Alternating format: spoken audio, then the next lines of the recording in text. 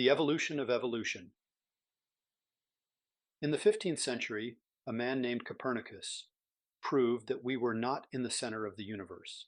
In fact, his discovery was worse than that. He discovered we were not even in the center of our own solar system. About a century later, Rene Descartes, the man that gave us the Cartesian coordinates, proved God without the need of the church. Sandwiched between these two scientific juggernauts was a lowly monk who shattered 1,000 years of church dogma. These three men, all devout Christians, unknowingly were essential to the evolution of evolution. But to truly grasp their impact, it requires that we back up 2,000 years before they lived. Highest high-level history lesson ever. The year was 592 BC, or 586 BC, or thereabout, when the word of the Lord came to a priest living in exile named Ezekiel. Among the visions made known to Ezekiel was that the glory of the Lord was departing from the temple. See Ezekiel chapter 11, verses 22 through 25. Now, what follows, you may say, was completely coincidental, but what is very interesting is that at the same time, there was an abrupt and sweeping movement by man to reconcile the world apart from God. We refer to this discipline as philosophy. Please do not misunderstand me or read more into this statement than what is said. I am in no way implying this was Ezekiel's message or his intent. All that was said is that when God stopped dwelling with Israel, his chosen people, the nation that he commanded to live as priests, see Exodus chapter 19, verse 6, to the world, when he removed himself, man began inventing philosophy. Prior to this momentous occasion, everything was tied to God or gods.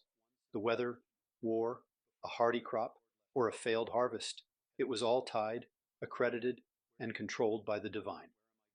Prior to Ezekiel, the world may have been pagan, but it was not what we now call atheistic. Simply look at the timeline and ask yourself one simple question. Before the glory of the Lord left the earth, had man ever asked, "Who am I? Where did I come from? Where am I going?" Of course he did. The book of Job is one of the greatest literary and philosophical works of antiquity. That is to say nothing of the works of Solomon, such as the book of Ecclesiastes. But these works cannot be considered philosophy because they break the cardinal rule of philosophy. They include God, the God that created them. And when I say they include God, I mean these works know that in the midst of the chaos, God is there, aware, and in control. And this is not acceptable if a work is to be considered philosophy. This rule can clearly be seen via a cursory review of most freshman level Philosophy 101 syllabi of prominent universities across the country. It is incredible how many exclude Anselm and Aquinas. How can these philosophers be excluded by philosophy? The answer is, they contain too much God to be included. That said, rambling on and on about the gods is allowed, and know full well the Greeks did. The 500 years that followed Ezekiel's visions saw the likes of Anaximenes, Pythagoras, Promenades, Heraclitus, Plato, Aristotle, Epicurus, Lucretius, and Cicero reshape the way the world was understood. While these men were philosophizing, Alexander the Great, and then Rome reshaped language, literacy, travel, and the political and economic landscape. Then, the most incredible of all events took place. A man claiming to be the Son of God walked out of the grave. The impact of Jesus simply can't be expressed, and for the following 300 years, every power in hell warred against his followers, but could not prevail. During this period, Christians were fed to lions for sport. Nero would dip them in tar and light them on fire to light his parties. When reading what the heroes of the faith endured, found in Hebrews 11, it is hard not to see the early church, the new heroes of the faith, enduring the same. Some were tortured, others suffered mocking and flogging, and even chains and imprisonment. They were stoned, they were sawn in two, they were killed with the sword. They went about in skins of sheep and goats, destitute, afflicted, mistreated, of whom the world was not worthy, verses 37 to 38a. The entirety of Eusebius's AD 340 work, Church History, recounts how the Church faced the most hideous of tortures and capital punishment imaginable.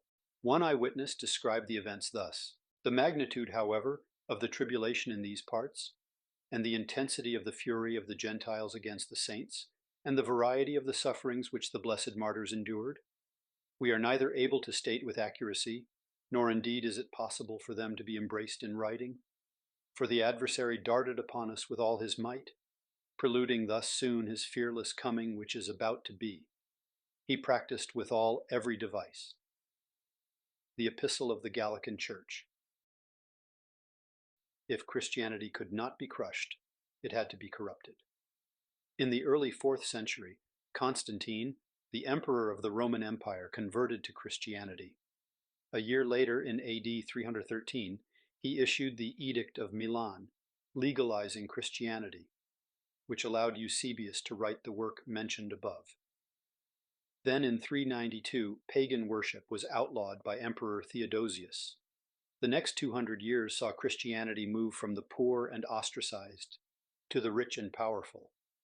But it also saw the nearly 1,000-year reign of the Roman Empire fizzle away until it was no more. By the publication of St. Augustine's City of God, AD 426, Rome was breaking apart. But to be Roman was to be a Christian, or more accurately, to be Roman, required one to be Christian.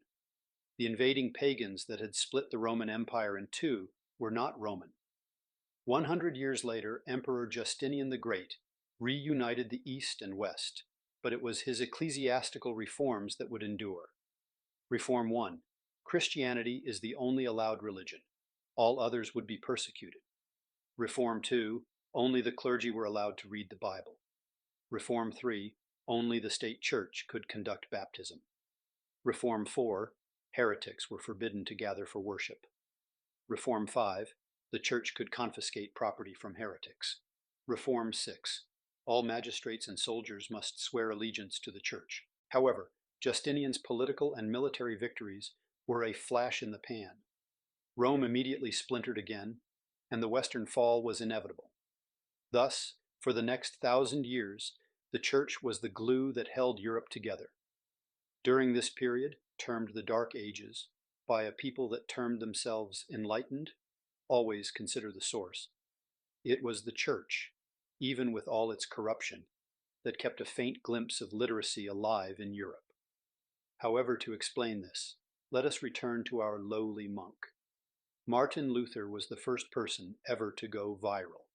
It is literally hard for us to imagine the speed at which his writings spread from Germany to Spain. For 1,000 years, the church could move fast enough to enforce Justinian's reform and silence anyone that questioned the status quo.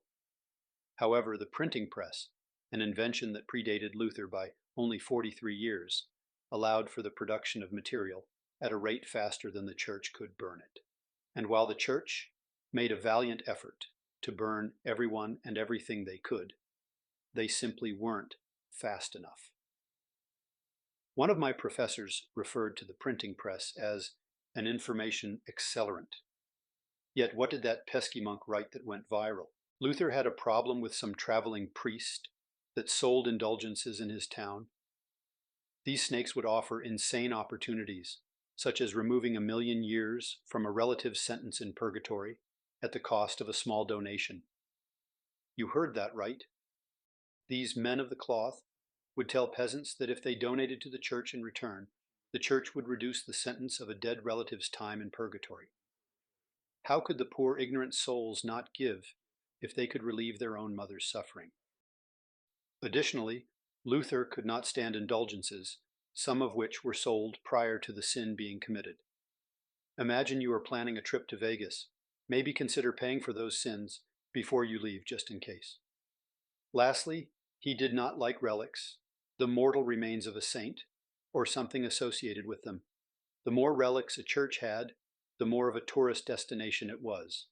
Thus, the more profitable it was. Who wouldn't want to take a pilgrimage to the place St. Peter was buried? However, the relics were much more specific than a mere grave. Metexas recounts the following concerning Frederick's collection of relics tied to the life of Jesus. They included a swatch of his swaddling clothes, a piece of the very gold brought to him by the Magi, and 3 precious fragments of the funereal myrrh they had prophetically included. There were also 13 lucky fragments said to be from Jesus' childhood crib. There was a preserved piece of the very bread served at the Last Supper in the upper room 15 centuries earlier, as well as a vial containing drops of milk from the breast of the Virgin Mary. And there were precisely 35 splinters from the true cross. And last and certainly most ethereal of all was the pinnate stunner of the collection, the very feather of an angel. We read this and think, how could these people believe such blatant lies? How the Irish Saved Civilization by Thomas Cahill is a great answer to this question, but the short of it is this. By Luther's day, the Church had sufficiently locked up Scripture, which wasn't necessarily hard given that no one knew how to read and remember point 2 of Emperor Justine's reforms. Only clergy were allowed to read the Bible. Cahill summarizes. In late antiquity, as municipal and provincial governments disintegrated and imperial appointees abandoned their posts, there was one official who could be counted on to stay with his people, even to death.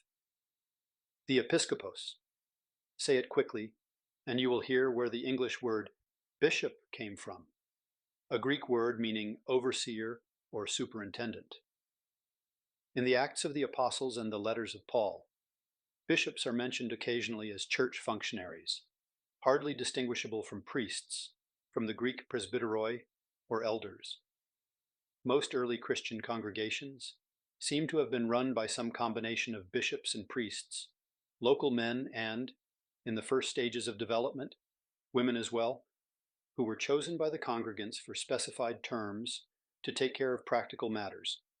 With the deaths of the apostles, apostoloi or envoys, who had been the chief conveyors of Jesus' message, the role of the bishop grew, and by the beginning of the 2nd century, we find him being treated in a more exalted manner as a successor to the dead apostles, and symbol of unity for the local congregation, but still the appointee of his congregation. As its symbol of unity, he was duty-bound to consult his congregation in all important matters. From the beginning of my episcopacy, the aristocratic Cyprian of Carthage, monumental bishop of 3rd century Africa, confided to his clergy, I made up my mind to do nothing on my own private opinion, without your advice and without the consent of the people. By the end of Augustine's life, such consultation was becoming the exception. Democracy depends on a well-informed electorate, and bishops could no longer rely on the opinion of their flocks. Increasingly uninformed and harried illiterates, nor, in all likelihood, were they averse to seeing their own power grow at the expense of the people. In many districts they were already the sole authority left, the last vestige of Roman law and order. They began to appoint one another, and thus was born 5 centuries after the death of Jesus, the self-perpetuating hierarchy that rules the Catholic Church to this day. There is a lot there, but his point is clear. The leadership of the Church stopped consulting the flock from which they should have been raised, and started self-appointing and making decisions on their own. As Rome weakened in the early 5th century, it was Pope Leo that defied Attila the Hun, not the Roman military. When Rome finally fell in 476, Europe was invaded for the next 500 years, on a level that is hard to comprehend. The Turks from the east, the Arabs, and the newly formed Muslims from the south, and the Vikings from Scandinavia, who went as far east as Constantinople, modern-day Istanbul, as well as Negra, where they were called Rus, from which we get the word Russia. The Church was the one place where a literate man could be found. From pagan warlords to the Holy Roman Emperor, they all needed the Church to be able to read treaties, determine who owned what lands, and how much was due in taxes. The Church became the de facto financial and managerial departments for kings, and with an illiterate flock comprised of nothing more than domesticated savages, the clergy would not dare consult. Once Europe righted herself, She spent the next few hundred years fighting the Crusades and building castles and cathedrals. Luther knew these men of the cloth were mere traveling salesmen raising funds for the construction of St. Peter's Basilica, and he knew their claims held no biblical support. So, he did what any pious young monk would do. He wrote down a few statements that he wished to defend in an academic debate, then nailed them to the community board. Today, this is romanticized as a defiant act by a strong monk that wished to single-handedly take on the big bad church. But this could not be further from the truth. Luther's 95 theses nailed to the churches in Wittenberg were almost assuredly written in Latin, and even if they had been written in German, it is not likely anyone could have read them other than their intended audience, the academic theological community. Once wind of Luther's theses became known, a letter was written, alerting the local archbishop, a man that coincidentally happened to be compensated quite nicely from the men of the cloth that were selling the indulgences. Archbishop Albrecht could have simply ignored the letter, and one can only speculate what the world would look like today. However, in his fury, Albrecht demanded Luther recant, and immediately brought the Pope into the mix. That simple request for a debate unknowingly put the wheels in motion of the largest revolution in the Western world since Constantine's conversion to Christianity 1200 years earlier. In a single generation, the Church lost control of who was allowed to be married. The Church lost control of who was allowed at the communion table. And most importantly, the Church lost control over who was allowed to go to heaven. And, as an aside, congregational singing returned to the Church after 1,000 years of silence. The 1,000-year hold of corruption crumbled in one lifetime. The Church was reeling. Its lies about being in the center of God's creation were exposed circa 1543 as propaganda due to the publication of On the Revolutions by Nicholas Copernicus.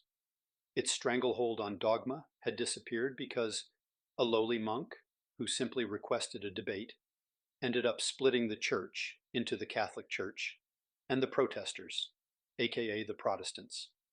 Then, less than 100 years later, a Jesuit, meaning a member of the society that was birthed out of the Councils of Trent, the councils where the Catholic Church determined what to do with the Protestants. Yes, one of their own from Jesuit College of La Flèche, Rene Descartes proved God without the need of the Church via his 1641 publication of Meditations on First Philosophy. This is to say nothing about how the Church stifled mathematics for centuries due to their refusal to accept zero and the infinite. For a detailed account of this, I would suggest reading Zero, the biography of a dangerous idea by Charles Seif. And as if to add insult to injury, an astronomer was about to publish his findings. Galileo Galilei caught wind of the Danish perspective glass in the early 17th century. As an astronomer, he did what any astronomer would do.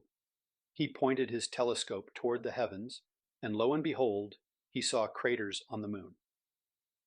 Today we laugh and say, of course there are craters on the moon, but the Catholic Church had drunk the Aristotelian Kool-Aid to the point that Aristotle was nearly as inspired as St. Paul. St. Augustine and Thomas of Aquinas were essentially disciples of Aristotle, and by the time of Galileo, Scala Naturae, the great chain of being, was unquestioned.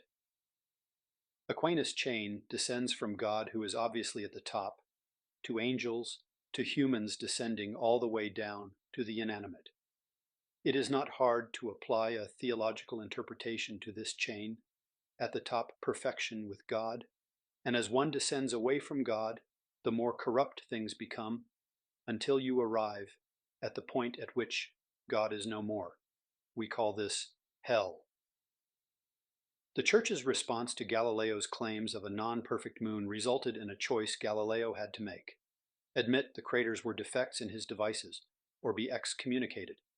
It must be understood that to a Catholic in that day, excommunication was an eternally damning sentence. So, after much consideration, which took approximately 8 years, Galileo conceded the craters were in fact defects. Wouldn't you? But a precedence had been set. The Church could not have anything to do with science. An apt verdict, given the overwhelming evidence uncovered during the last 2 centuries. The propaganda machine had run for 1,000 years during Europe's most tumultuous years. And if Europe were to truly recover, it would need to remove the impediment, the Church.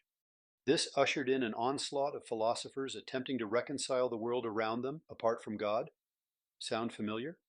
Immanuel Kant postulated that all observation was reliant on our sensory experience. Therefore, we don't really know anything for what it is, only how we perceive it to be. Thus, he split everything into 2 categories, the phenomenal world and the noumenal world. The former is the world that we are aware of via our senses. The latter refers to objects as conceived in themselves, apart from the limitations of human experience. Think God, the soul, heaven, etc. Kant's impact was pervasive, but concerning religion it was deadly. God had been relegated to the unknowable world. Listen to how Louis Berkhoff describes Kant's impact. The phenomenalism of Kant had a rather revolutionary effect on the common conception of theology. It limited all theoretical knowledge, scientific or otherwise, to the phenomenal world. This means that according to it, man can have no theoretical knowledge of that which transcends human experience, and therefore theology, as the science of God, is an impossibility. And so it was. Academia relegated everything into 2 buckets, the knowable and the unknowable. The definition of science would never be the same. Religion and God were categorized out. Thus, Anselm's and Aquinas' absences from so many syllabi. If this evidence was not enough reason for the evolution of evolution during this time period, another fascinating invention was taking place. The city clock could now fit in the palm of a hand or in a shirt pocket. Machining advancements allowed for higher precision, thus greater accuracy, which allowed for the same level of complexity on much smaller scale. A few eccentric men made use of these advancements in their attempt to create non-biological homeostasis, self. For many scientists of the day, this was the definition of life. For many scientists of our day, this is still the definition of life. Recall Larry Page accusing Elon Musk of being a speciesist in response to Musk's leeriness about AI robots.